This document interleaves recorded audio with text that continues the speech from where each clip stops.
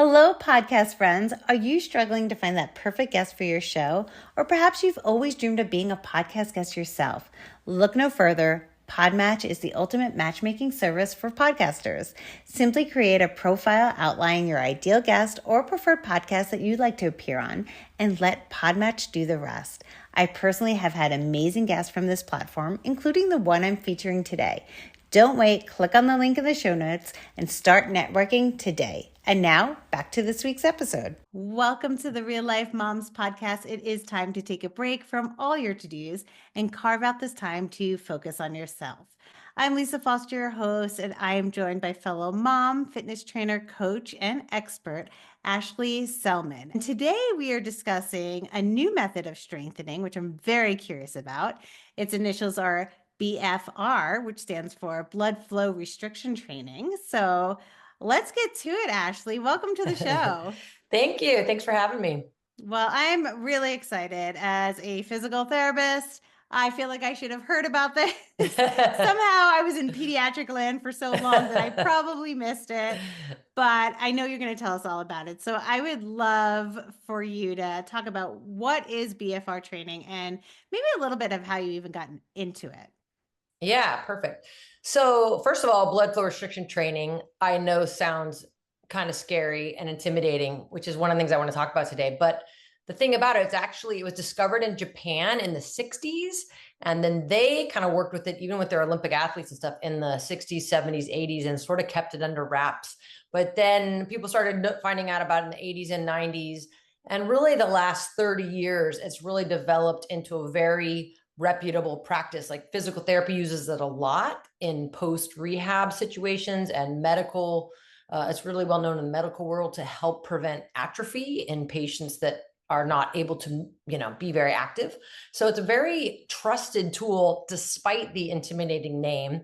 But I found out about it. So I'm 55, probably older than your average podcaster, even though I have a 2.5-year-old and a 4.5-year-old. But I had a hip replacement when I was 43, and I went into menopause in the same year. I was pretty high level athlete in my early days, but I had broken my hip as a kid. And by my mid 20s, it really had already started coming back to haunt me. I was a coach, trainer of sort of high level athletes and also just fitness people. And then here I am, I'm limping around the gym in pain, pushed it off for years and had a hip replacement in my mid 40s. One thing that I think a lot of people are talking about today is like, how do we take care of our health for the long term, right? And longevity. And I was very much all about that. But here I'm in my mid 40s in pain, had a hip replacement, in menopause, feeling weak, feeling unable to take care of my health, even though I'm in that world. It was a really, really depressing and kind of debilitating time for myself. And I discovered blood flow restriction through my dad, who had a shoulder replacement, and his medical staff introduced him to it. And so he thought, hey, you should try this. And it literally changed my life in matter of a month or two. And that's what was so incredible about it. And what I mean by change my life is I was very limited in how much I could load my one leg, and I still felt like I favored it. And if I stood for too long, I'd be in pain. I'm not talking about doing high level athletics. I'm talking about literally standing and walking. By doing blood flow restriction within the first month, my strength bounced back. And within 2 or 3 months, I felt equal to my other leg. And I no longer felt like I needed to favor that leg. It was incredible. This is like 10 years after my hip replacement. So it wasn't like healing. It was like many years later. So the impact that had on me, I started telling my friends, I started telling my clients, and other people had similar breakthrough results. Of the 30 years I've been a trainer, I had never seen results like this happen so fast with very short workouts using very light weights. And the more I saw that happening, the more the light bulb just went off in my mind of like, what an amazing tool this is and how few people know about it. In particular, women who are busy, maybe are starting to go through hormonal changes. This to me is the ideal tool to make building muscle much more accessible and not so daunting or overwhelming. Wow. It sounds amazing. Okay. I love like, short workouts, Light weights. I mean, it all sounds perfect and quick results. Yeah. Okay, but we are going to put the elephant in the room, okay? Because it's blood flow restriction. Like, can we Hmm. talk about the mechanism? Because I feel like we shouldn't restrict blood flow, right? Like, that's Right. scary. So, Totally. yeah, tell us about No, that it's a great piece. question. I know it sounds completely counterintuitive, like what? I'm restricting blood flow while I'm exercising, but that is the whole secret. So first of all, you want to use specialized bands that are made for this, that are safe. Okay. So in the early days when it was starting, people were experimenting with all kinds of bands. And if there was any negative feedback about BFR was in the old, decades ago when they didn't have the bands dialed in. Now they're perfectly safe. They do not stop your arterial flow, which is what makes them safe. It's not a tourniquet or it's not a blood pressure cuff. That would be unsafe. These mildly restrict blood flow, which basically slows down your venous flow, and it is putting your muscle into a little bit of short-term hypoxia. And again, intuitively, that might not sound right, but it turns out it kicks on some major metabolic responses from our body. So the biggest thing it does, not to get too science, but our body makes lactate. And as we exercise, it makes more. But usually we have enough oxygen that whisks it away unless we work out very, very hard. And that's where we get those big results. But if we don't have the time, if we're getting, we don't want to, we're getting older, that doesn't feel good in our body anymore. This makes the lactate build in your muscle, even when you're doing super light weights. So the blood lactate is what tells your pituitary gland, we're in massive fatigue. We need human growth hormone. And human growth hormone is released at a much higher rate using this light weight than it ever would be otherwise. So the bands are actually changing your body's response to exercise in a way that's disproportionate to the amount of work you're doing. So you get this big, robust metabolic response, building muscle, improving cardiovascular health, helping mitochondrial health from a cellular level. So really the biggest comments people say is they have a lot more energy. They feel their muscle tone come back very quickly. They get stronger in much shorter amount of time. And even things like brain fog or weight gain. I have a lot of women in my program say that it helps with all that because it's mimicking high intensity training, but it's making being accessible with low intensity training. So, is it just weight training or is there a cardiovascular portion to this as well? Yeah, good question. So a lot of the research was initially in weight training and muscle building because the increase in muscle size and strength was so profound and so quick. They focused a lot on that. But now they're finding it's really good for vascular health or anaerobic endurance as well. Because if you think about it, it's restricting vascular blood flow. Your brain knows your muscles aren't getting enough oxygen. So it releases nitric oxide, which is a really powerful gas in our blood that helps to cause vasodilation. As we get older, our vascular system gets stiffer gradually over time. Vasodilation is a way to bring flexibility back to our vascular system, and then it causes more efficient delivery of blood flow to the cell, the mitochondria. And then BFR training also encourages efficiency of mitochondria because they're working with less oxygen. So they want to make the most of that oxygen that they can so they get more efficient.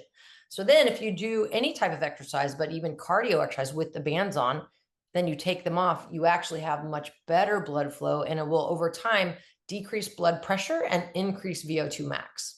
I think I was trying to look this up on YouTube. So if I'm wrong about this, Yeah. let me know.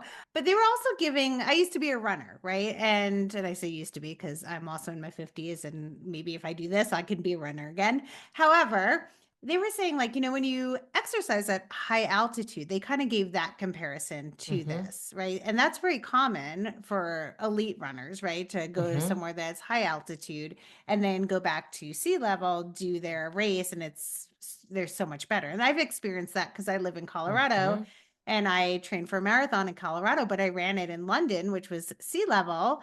And oh my God, yeah, it was so much easier. So is it similar to that? It is similar. It's a different mechanism. When you're at altitude, you're breathing in air that has a less concentration of oxygen. Yeah. So it's more going through the whole, cardiovascular system. This is more specific to the muscles, but the result is similar in that your body gets better at working with less oxygen, which means when you have a normal amount of oxygen, it feels easy. So life feels easier. You have more energy. The same heartbeat is actually delivering more energy to your cell with every heartbeat because your body's gotten more efficient at turning that oxygen into energy. So the biggest, probably one of the most common responses I get from people with the first charge is like, my energy feels so much better.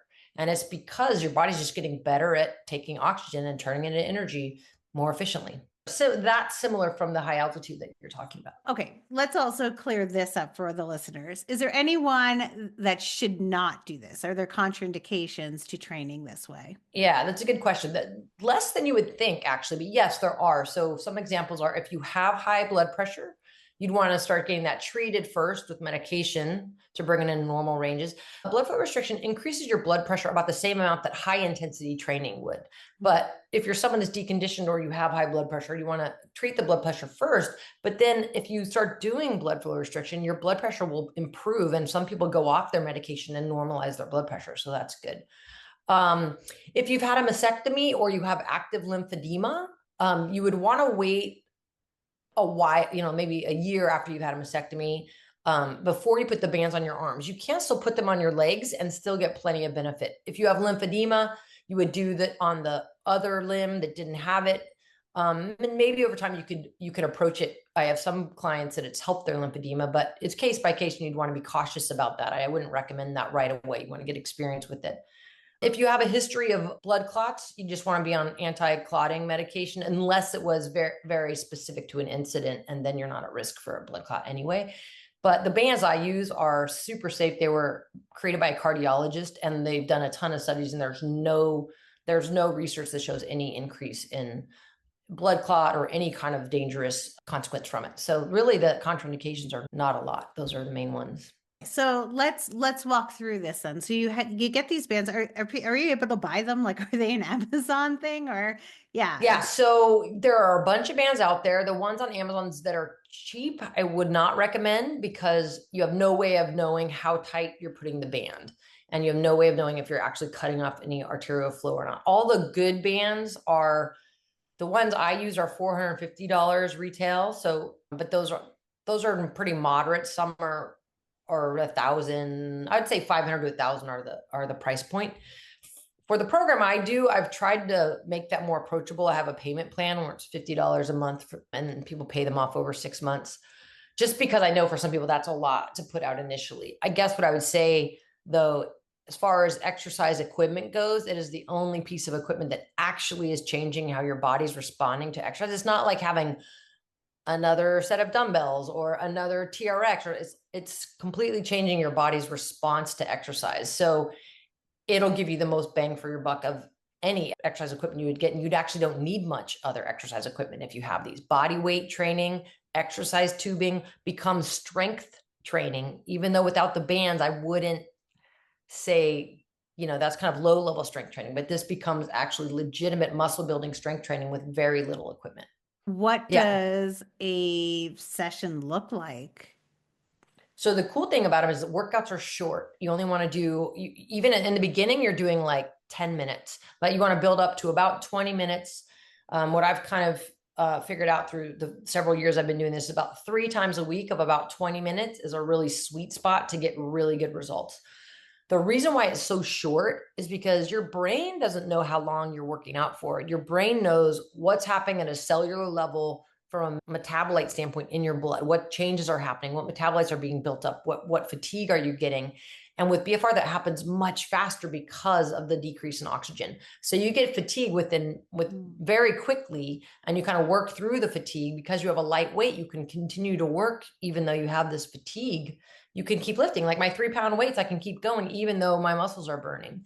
So you're able to get this higher level of fatigue that you would normally get, which triggers this response. And that all happens really fast. So some people who start the program, they do, 6 to 10 minute workouts, and within a couple of weeks already notice a difference in their energy, their strength. Within 3 weeks, people are noticing a drop in waist measurement, because it's getting more of a hormonal response in your body. I love the 20 minutes. I love the light weight. Yeah, I know. It's love crazy. The results. But it sounds like you do need, like, it's not something where you can just put on the bands and let's go. It sounds like you need somebody to help you navigate it. Is that right? Yeah. I mean, I think it depends. If you're very experienced with fitness, and you could probably YouTube and learn on your own. I created a coaching program for exactly this reason. I felt like it's a very studied approach that's scientifically very sound, super low risk, way less risky than heavy lifting.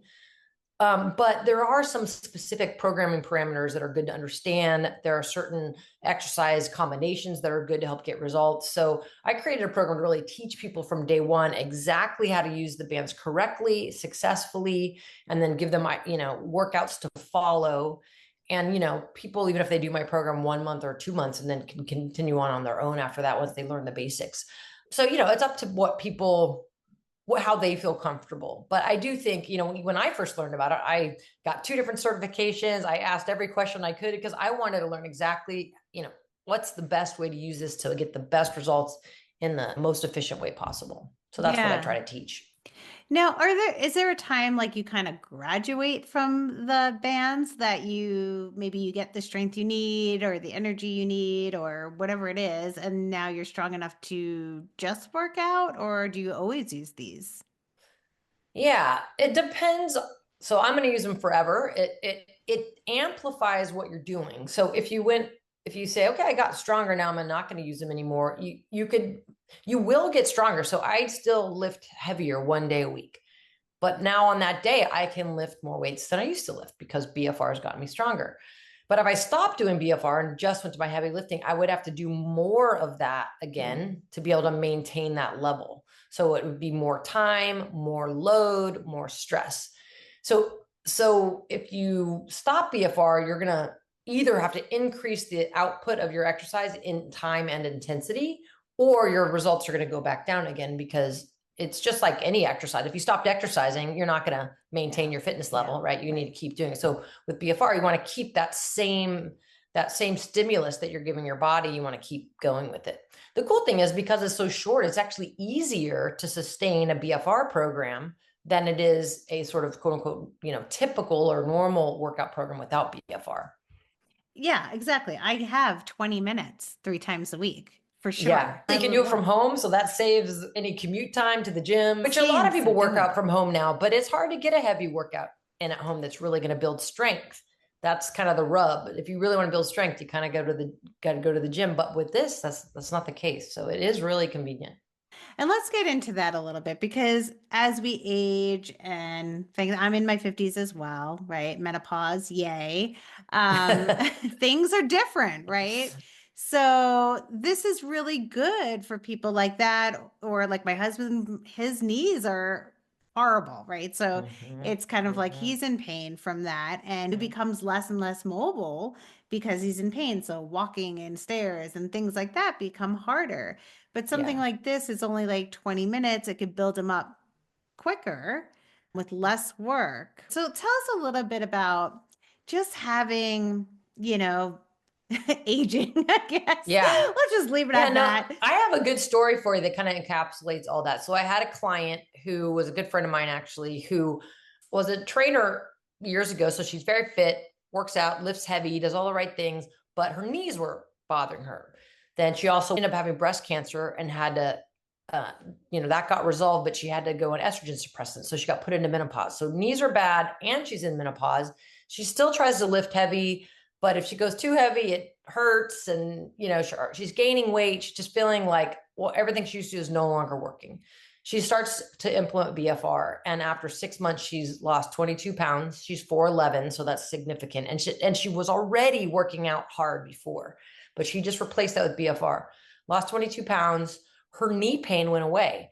And that's for 2 reasons. One, human growth hormone is our hormone that helps with tissue healing. And also with the increase in blood flow, you're getting better oxygenation to areas that have a hard time getting oxygen. So joints, tendons, cartilage. And the other thing is BFR helped her get stronger without loading her knees. So normally for your husband to get stronger, he's got to load his knees, which are going to piss his knees off. And then he's going to have to rest for it. And it's like this terrible, like he's in this negative spiral, which that's what I was in with my hip. But now BFR helps you get stronger without stressing your knees. And as your muscles get stronger, joints get more space back, because muscles actually create space in your joint. So when you're stronger, arthritis isn't as bad because there's not as much pressure on the bones pushing into each other. So as her legs got stronger, her knee pain basically went away because her muscles can now support her joint. Where without BFR, she could never get in that positive cycle because to go heavy enough would hurt her joints, and then it was never going in a positive direction. That's why BFR was so great in physical therapy. That's if someone's had a knee replacement, they can't load that joint for a long time, but they don't want you to atrophy. And that's how they would use it. It's like, oh, we don't want to load your knee, but let's get muscle development. And it works really well in physical therapy. So then it's like, well, why that wouldn't work just for anyone who's aging, who might have aches and pains, whose joints aren't as cushy as they used to be when we were younger. This is a great tool to be able to maintain and gain strength, but being nice to our joints. And then going back to the whole weight thing, right? With menopause and your hormonal changes, it's true. It's like you have this weight that just stays there. It doesn't matter what you do. You could be working out more than you normally do, but it doesn't change. So I love that this method also seems to help with that as well. Yeah, and that's also because of the human growth hormone. The human growth hormone is really, there's several things with this method, but I would say if I had to pick one, that is really the thing that makes it such a game changer. And a lot of people probably don't know all the things that human growth hormone does, but it is one of the most important hormones. It actually declines in parallel with estrogen during menopause. Women have more human growth hormone than men, which is not what most people would think, because it's paired with estrogen. So when we have high estrogen, we have high human growth hormone. But when we go through menopause, we lose it quickly. And it's not one of the hormones we replace if you're on hormone replacement, because it's a synthetic injection. There's risks with that. But BFR has been proven to naturally produce a lot more human growth hormone, and human growth hormone helps with body fat, particularly belly fat, because it breaks down. It is part of the lipolysis process. Human growth hormone helps lipolysis and breaking our fat down into fatty acids, which we can use for energy more easily. So instead of having body fat and then working out all the time and nothing's happening because our body's not able to break down our body fat, human growth hormone enters the picture, and now all of a sudden we can use that for fuel. The other thing, a lot of women grow up on cardio, right? And we kind of do this cardio, and it works when we're younger because we have all of our healthy hormones and we have no problem hanging on to muscle. But as we go through menopause and our hormones change, what used to work for us is no longer going to burn the fat and the calories. And if we're doing too much cardio at too high of intensity, we're actually going to start losing muscle mass. And then that slows our metabolism down. So again, it kind of creates this frustrating spiral of like, this used to work. Why is this no longer working? But we have to approach it differently. And strength training with getting that human growth hormone increase is really one of the secrets to helping with that change that women go through. Ah, so amazing. Okay. Well, I'm like hooked. I can't wait to I want to try some of this. I know. It sounds I think too me good and my when husband... I talk about it. It's like, it sounds too good to be true, but it's really just high intensity training, but making it, it's all the things that would do for you, but it's making it so much more accessible. Well, doable, because not all of us, doable. What you're saying, like, and I can relate to this, is like, we can't do intensity training. I'm not able to do that. So yeah, my husband and I are going to have a chat after this. I'll tell you. Definitely. So we're going to change a few things up. But until then, what are some exercises that you would recommend for moms to kind of improve their fitness? Yeah, I mean, whether you're using BFR or not, strength training is great. You can start simple with single joint exercises to get some muscle contraction, especially if you're more beginner. Squats are great. One thing I always talk about is farmer carries, which is like carrying heavy weights by your side to really focus on posture, because women also, a big concern for women is bone density, and we want to load our spine. But a lot of heavy lifting, if you're not experienced, it can be kind of unsafe to have the right form. But the farmer's carry is easy. You're just walking slowly with holding heavy weights, and it's a really great bone density exercise. And then, if you're doing cardio, that's fine. You kind of want your high intensity days and your low intensity days. What a lot of women do is all their days are medium intensity, and it feels like a good workout and you're sweating and it's hard, but you're mostly increasing cortisol, which is okay. Cortisol is not a bad word unless you have it chronically. And if you're doing that day after day after day, it becomes more chronic. Cortisol helps prevents us from losing body fat. It's not a good thing. We want human growth hormone, which you get at a high intensity level, which is either working out really hard without BFR or working out less hard, but with BFR to get that high intensity. And then you want low intensity days, which is really that zone 2 easier cardio. That's a great sort of active recovery. The only thing I would say on that, if you're short on time, opposite of what most people do, I would eliminate zone 2. I'd focus on high intensity cardio intervals and strength and not worry about zone 2. If you have time and you want the optimal program, then you would obviously do some zone 2 cardio as well, but it's going to be the least efficient in terms of its bang for its buck for your body. And then you talked about cortisol. I mean, like, that's also a stress hormone, right? I mean, so some of us us moms probably already have enough of that floating in our body. Some of us have a lot of that. And I'm wondering, with excess cortisol rolling around our bodies, how does that affect us when we're working out and doing certain exercises that may also be releasing that? Right. So what you don't want to do when you have a lot of cortisol already is you don't want to do long workouts. You don't want to do long, sort of moderate intensity workouts that are really fatiguing your body. What you do want to do is short, hard workouts, because you don't want to just do nothing, no stress. That's going to not help much. Yeah. So short, high intensity, which is going to give this metabolic response, this mitochondria is going to have to work. You're challenging your muscle system. You're challenging, your hormone, human growth hormone, and there's other anabolic hormones that get released. And then you want to do low intensity, which is more like, I think of it as more like an active recovery day. It's not that hard. It's actually, walking. A lot of people talk about walking as exercise now. Walking is too low to really be exercise. It's great movement and getting your steps in is great, but that really, it's not interchangeable with your exercise program. So if you're walking up a hill, that would be more like a zone 2, or if you're really power walking, that can maybe count, but a stroll is not going to count for that zone 2. But that kind of like low, moderate level cardio where you're feeling sweaty, you're breathing, but you can still talk. That's a great way to build your aerobic system. It burns fat and it's not depleting you of energy and it's not producing cortisol.